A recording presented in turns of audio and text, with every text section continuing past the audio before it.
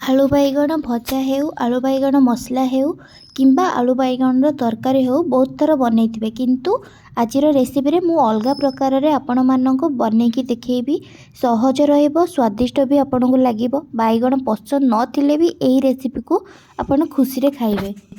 रुटी हो कि भात सबुथिरे भल लगे। नमस्कार, टेस्ट ऑफ ओडिशा रे आपण समस्त को मो तरफ अनेक अनेक स्वागत। आलू बैगण रे ये रेसिपी बनैबा पई एठी मु दुईटी बैगण दुईटी आलू नेइछि। आपण माने अधिक कम करी मध्ये नै परिबे।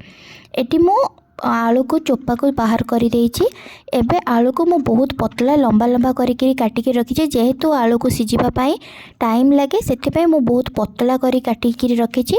आलू काटी सारी मु पानी रे पकई रखिछि जेउथि पई कि आलू कला पड़िबनी। एबे बैगण को मध्य मु काटिके कला न पड़िबा पई पानी रे पकईके रखि देइछि। ध्यान रखिबे आलू ठारू बैगण को मोटा करी काटिबे जेउथि पई कि बैगण सिजिला पर अति मिसी जीवनी एवं गोटा गोटा होइके रहिबो।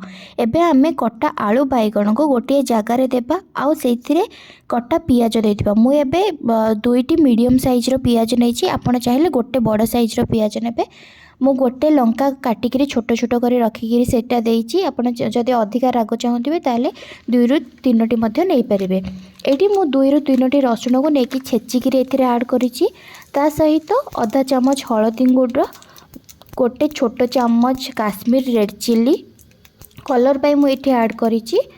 स्वाद अनुसार लूण एवं हाफ चामच धनिया गुंड, हाफ चम्मच जीरा गुंड एवं हाफ चम्मच गरम मसला।